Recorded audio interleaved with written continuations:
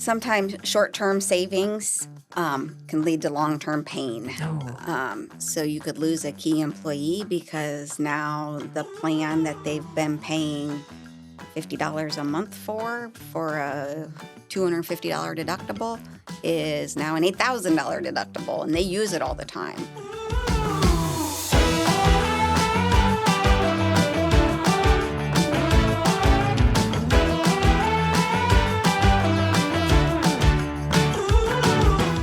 Today, we are talking about a topic that most business owners think they have figured out, but they absolutely do not. We're talking about employee benefits and some of the mistakes that small business owners make around their benefits. And I have Alice Rhodes from AUI, the Vice President of Employee Benefits. Alice, thank you for taking some time today.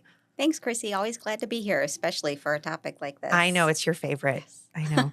Benefits, small business changes, huge. They make a huge difference. So you've worked with hundreds of small businesses since you've been an agent for a broker for a long time, even though it's only been like 3 years. I started when I was 10. That's exactly right. Yeah. What's something that still surprises you about what employers think about their health insurance plan, employee benefits plan? Those words are interchangeable. Mm-hmm. So what surprises you from employers still? Most employers still look at it as a fixed expense, not a strategy you can use to help your employees. They don't realize how many options they have. Here in Northeast Ohio, we're very fortunate. There are carriers that have 30 different options. We had one at one time that had 120. It can be overwhelming. Yeah. That's one of those, you get the quote and it's like, oh no, I need a spread, I need Excel, and I need I need sort. Yes. So, all right. So today we're going to talk about like 5 mistakes that small businesses make and hopefully how to fix them. Let's start with mistake number 1, which you actually talked about in your surprises, that treating benefits like a line item cost. So let's start with that big one. Looking at benefits as just another bill to pay. Like it's just, it comes in every month or it goes in ACH. It's just, there it is. What's the risk there in treating it like it's just an expense? Sometimes short-term savings can lead to long-term pain. So you could lose a key employee because now the plan that they've been paying $50 a month for a $250 deductible is now an $8,000 deductible, and they use it all the time, and it's going to impact their wallet. I just had a group do that. They made some drastic changes, and I had people in tears. Oh. Yeah, I had to be the bad guy. And part of how to avoid some of that is really just it's being proactive and looking at it yearly, having a strategy for where the cost needs to be. Is that right? A lot of it, yeah. Okay. Yeah, and education. Yeah, so not necessarily about spending more, but maybe spending smart. Correct. So how do you help people spend smart? Oh, boy. First, it's very important to people to have their doctor. So just buying, again, based on the cheapest cost is, they could lose their doctor, medications that were covered that aren't covered. We run into that a lot where it was covered under formulary before and not anymore. So you just kind of want to make sure you know what's going on out there. Oh, I like that. So even when you've got benefits in place, if your team doesn't understand them, it can be a problem. So let's talk about mistake number 2, which is educating employees. So why does teaching the employees how to use the plan, why does education matter? A lot of times there's perks in the plan that they don't know exist. Sometimes it's, my insurance nerd brain. I wear a tracker. I did it anyway so that my treadmill didn't kill me, but it tracks my steps. For every so many steps I get points towards rewards dollars. And even our own employees kind of forget it exists all the time until I'm like, hey, did you know you have this? So making sure they know what's out there, or that there's tools they can use to help them find the lowest cost on their medication that's $500 a month. So just making sure they know what's going on, educating them. Also, the cost. They a lot of times forget that, the employer's paying this. Yeah, I make, $20 an hour, but they're paying $1,000 a month for my plan. sometimes that's not appreciated. They're like, oh, I can go here and make $25 an hour, but I don't get benefits. Yeah, they don't So, see that total compensation. No. So that's important, too, to make sure they know Yeah, what's I think out a there. good broker can help you understand the value of creating those total compensation statements, whether you work with an HR, you have an HR person that does Yes. that. Your payroll company can often help run those for you. It's a feature usually in most of the large payroll softwares. Mm-hmm. I see that oftentimes employees can't value what they don't understand. True. So if they don't see it, they don't understand why, not even just what the overall cost is for the premium, but the value in what they get. Right. And often, even if they have a high deductible, they have coinsurance that they don't necessarily see like the value of shopping around, knowing how much things cost. I think it can be Mm-hmm. a pain point as opposed to a point of clarity and being able to find the right price and the right provider. Mm-hmm. So I think that quick education can kind of help with that misdirection, misperception of plans. Oh, yeah, definitely. So let's talk about mistake number 3, which is only thinking about benefits at renewal. And I think that's something, especially as small business owners, when you look at it as a line item in your spreadsheet, you're not thinking about anything. It just runs in the background. There's nothing going on. So we said before, like if your benefit plan is a once a year thought, it's probably broken. Right. So let's talk about this one. So tell me about what that mistake is and only thinking about benefits at renewal. So we check in constantly. Sometimes you don't want to hear from me because you feel like you're hearing from me too much. It's like, hi, me again. And it's just understanding your business, what's going on. Or you may tell me, oh, I've got 3 employees that are expecting right now, and I don't know what to do. Or they have disability insurance, and how does that work? And they forget they have it, or not. Yeah. So looking about benefits being almost like an ongoing conversation. Yes. Yeah. And it's not just health insurance. It's short-term disability, life insurance, different things like that. Yeah. So as we're planning, I know we do benefit planning with our businesses, with our clients throughout the year. Can you talk about why, like that 30 days before your renewal, especially depending on the time of year, can be problematic and even coming up with where things need to go? I mean, we can always get people moved. We can do that placement. We're nimble. Right. But from a heartburn perspective with your employee groups, why is renewal season too late for some of those big decisions?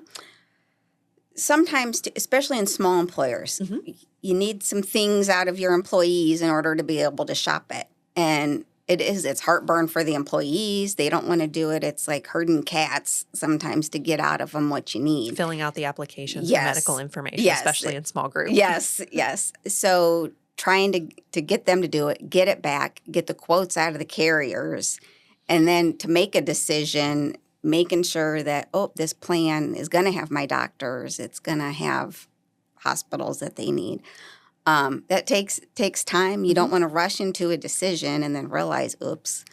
And come December, holidays. Yes. Things slow down. I'd say 75% of our employers renew January 1st. Well, that's also the same for the carriers. So things slow down. Sometimes getting an approval back will take 2-3 weeks. So we're at the end of January and just getting a January approval letter. So in the meantime, employees have had to go to the doctor. They've had to go. Yeah.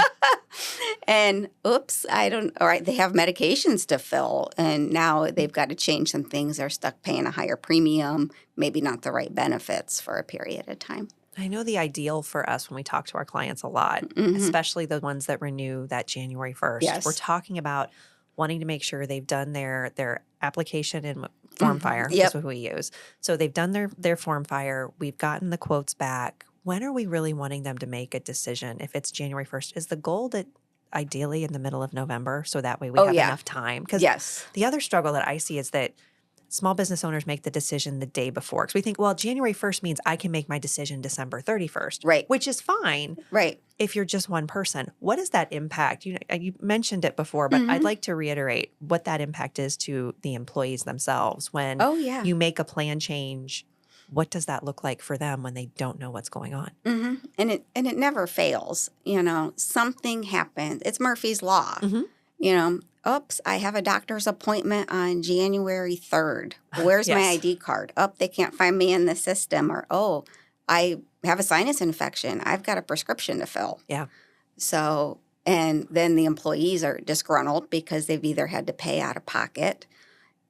Wait for reimbursement. Yeah, Yep. exactly, which is never quick. Yeah. And I know oftentimes we've had issues with carriers where they're so backlogged. But Yes. again, we may do everything right Mhm. in getting something even in the middle of December, but not getting an approval until Right. the middle of January, and clients not getting ID cards. So some of that is in the expectation of making sure that you are as proactive as possible so Mhm. that drag of people being out for the holidays and the Yes. volume of business that's coming through, that they can make sure that they're navigating successfully those changes. Oh, definitely. Okay. So let's go to mistake number 4, Mm-hmm. which I think is a huge one, especially for those small groups that have, less than 25 employees. I think oftentimes that 1 to 25 market, they think that they're too small to compete. And this one it fires me up in a lot of ways because we've got a competitive market in Northeast Ohio. Yes. So this is not necessarily true, but the idea that only big business can offer great benefits. Mm-hmm. So what's the real story there? We've helped employers that have 3, 5, under 10 employees put together killer benefit packages where they've got low deductibles, copays, or even high deductibles with health savings accounts with dental, vision. You can get disability plans. You can put together a nice package for your employees that's cost effective. Yeah. So, and they just don't know. We have something where you can combine a bunch of smaller employers together to kind of get the bargaining power of a large employer Nice. to get the same benefits. So those are our MIWAs, right? Yes, Multiple exactly. Employer welfare arrangements. Exactly. I know we speak insurance, and I'm sure that some listeners are like, I don't know what they're talking about. 'Cause Yeah. We talk about ICRAs, we talk about HSAs, Yes. and HRAs. And Yeah, my husband yells at me all the time, quit talking in acronyms. It's like, I'm sorry. It's my life. Yes, It's all I it's do. what I do. I don't know the real word. There's too many of them together. Yeah. And so much on the insurance side and in building those benefit packages that are attractive for small employers. I think it's about knowing your team and what they value most. And you made a comment about HSAs, health savings accounts. I mean, I think oftentimes when you're young, you think you're bulletproof. And so Yes. you need something that can be catastrophic. But HSAs can also be a funded investment vehicle for, yes. for organizations. And if you have, it's all about knowing the types of employees that you have and what they value. I know that's one of the things that we have at Yes. AUI. We have a health savings accounts, and part of that is it gives us autonomy and that I can spend on not just the things that are in my deductible and in my coinsurance. You want to talk a little bit more about HSAs real quick? Yeah, so with a health savings account or an HSA, you can set up a side health savings account, and it's not like the old FSA where it's use it or lose Use it or lose it. That money stays in there, so you can let it grow for years, and it doesn't. In order to contribute to it, you have to. There's certain parameters around the plan that it has to have, but you can use things like I'm a contact lens wearer. Yeah. They're not covered under my medical plan, under my deductible, but if I need contacts, I can use what's in my health savings account to help pay for them. Even too, I had some issues earlier this year where I was going to a chiropractor. I used all my visits under my insurance, but I still needed it to go. I was still able to pay for them because it was a qualified medical expense. Yeah. So for those of us that at the time when we had small children, we may not have been able to accrue Exactly. a lot of money in our health savings account because we're dealing with, all the different types of treatment. But there are years where, you're not necessarily using all of the money that you can contribute into your health savings account. And employers have the ability to contribute to it as well, Yes. which I think is really, it can be an added benefit because it enables them to kind of build money over time. So if they wind up having a catastrophic event, they need to deal with paying a higher deductible. That money's there. Yes. Yeah. And as an employee, Yes. since AUI offers an HSA that AUI contributes to, it's nice. I also put money in that is tax-free. It's an above-the-line tax deduction. I don't have to itemize to get it. I've been able to build up because, fortunately, I haven't had to use it too terribly much. I've got a significant amount in there now that if something happens later, even with my high deductible plan, I don't have to worry about it. Yeah. And then it gives you additional choice because you Oh, can yeah. choose, do I want to go to an out-of-network provider? Do I want to do Yes. something that isn't necessarily covered the same way that my traditional insurance plan covers it? That's been Mm-hmm. super helpful in our family because Oh, some of yeah. the things that we do tend to be non-traditional as well. Mm-hmm. Oh, yeah. Or I mentioned contact Contact contacts. lenses. Yeah. Last year I got contacts and glasses, which normally aren't covered under vision insurance Exactly. to get both the same year. So. Yes, we have a daughter that's got some challenges around her dental and orthodontia work, and Yes. our dental plan will only cover so much. So this has kind of Right. enabled us to kind of put some money away so that as she continues to, we work through this lovely expense that we have with her mouth. Mm-hmm. It's not as difficult to navigate. So, Yeah. all right. So let's go to mistake number 5, which I think, I mean, it can be terrifying, but for you as an insurance nerd, it's probably your favorite to work through, which is Yeah. ignoring compliance and administrative details. So it's the least exciting thing to business owners. I know it's probably the most dangerous. Oh, definitely. Exciting for you though, and that mistake is compliance. So give me a couple of those landmines. Speak insurance acronyms. It's totally fine. Okay, big one, Cobra, not the snake again.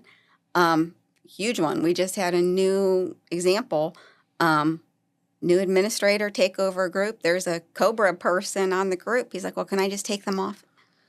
No, you can't take them off. That's illegal. They're entitled to their benefit. Yes. Oh. And what people forget with Cobra, and we can talk about this is why they were frustrated, is that they have to pay the premium. The employer Yes. pays the premium. Correct. And then they get reimbursed once the former employee pays the premium. Correct. So it's really not, and they can charge an administrative fee. Yes. So it's not necessarily the cost. Yeah. Sometimes it's principle. Like, well, I fired that person. It's like, it doesn't matter. They have Right. the right to elect Cobra. You Right. cannot take them off. Right.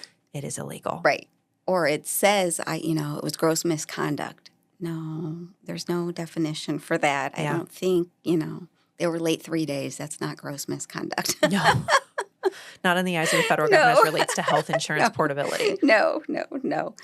And with Cobra, there's notice requirements. You've timeline requirements. Yeah. Like you have, from the time somebody left, you've got 14 days to send the notice out. Then they have so many days to elect. If you miss a notice, those fines are pretty substantial. Yeah.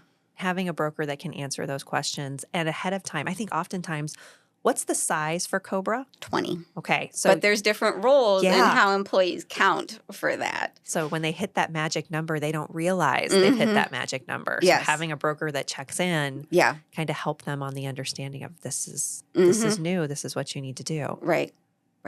All right. Any other compliance pitfalls you'd like to talk about? Like maybe the one that's discrimination. That's my favorite. Oh, yes. What do you mean I can't do this for this employee and not that employee? No, you can't do that. And when we talked about waiting periods earlier, you can't have one employee come on date of hire and one employee have to wait 90 days. Yeah. So there's We have a special plan for all of our key executives that we don't offer to any of our frontline workers. Is Yes. that okay, Alice? No. It's considered not? discrimination. Yeah. And what does discrimination in your benefits mean? Like what problems can that cause? Oh, When people think like, oh, it's not a big deal unless I get caught. If they get caught, what happens? the Department of Labor comes a knocking, and there's several fines that are down to per day. Per employee, per occurrence, per day? Exactly. That's expensive. Yes. Yeah. And there are caps that are several hundreds of thousands of dollars. Wow. And I think some of them, if it's a RISA, Employee Retirement Investment Yes. Securities Act, Yes. that comes with jail time, Oh, yes. depending on what you're doing. Yes. Okay. So kind of good brokers kind of take that off of your plate and they'll tell you Yes. where the guardrails are and what you shouldn't be doing. I think oftentimes you wind up, and this is sad to me, like you're the bad guy because you're coming in and saying, no, you've got discrimination in your benefits. You've got to fix it. And they're like, well, nobody ever told us. And why is that? Yeah. Is that the broker just doesn't want to deal with it? Or A it's lot of sale? times. Okay. A lot of times they don't. They're afraid they're going to make the employer mad and lose them, Okay. or they don't know because they haven't stayed on top of the compliance issues that my nerd brain loves. Yes. So I don't know why I go that way. It's but okay. yeah. I know it's not compliance isn't glamorous, but I mean, I think No. it really protects your business and it Oh, yeah. saves your sleep. Oh, yeah, definitely. So, Definitely. all right. So we've opened a lot of boxes. We've covered a lot of problems. Let's talk about really quickly some solutions. So what's a thing a business owner can do today to kind of course correct if they've committed any of these infractions or have any of these mistakes? Mm-hmm. So look at what you have. Mm-hmm. You know, are you making sure you know what your waiting period Mm-hmm. is that somebody has to be on benefits, and are you sticking to it? Yeah. Have you looked at your benefits? Is everybody on it that should be on it? Are Have you at least- offering it correctly? Yes.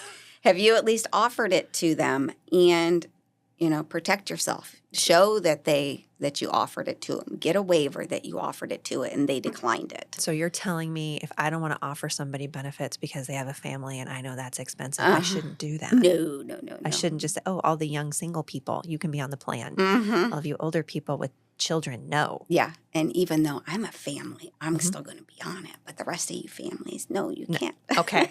All the things that you're not supposed to do. Right. Now you can say, nope, we're not going to cover spouses, but you have to not cover any spouses. Be consistent. Yes, And a good broker will help you navigate all of Exactly. that compliance. exactly. All right. So we're down to the end of the podcast. We always ask the question, what can business owners do to get 1% better in their business every day? So Alice, what's your suggestion? Don't confuse this works with this works well. Oh, I like that, especially as it relates to benefits. Yes. Alice, thank you for your time. We're going to connect everybody on our socials to you. And I'm excited. And hopefully everyone will talk to you about benefit compliance and not to commit discrimination in their insurance benefits. Thanks for having me again. Thanks for your time.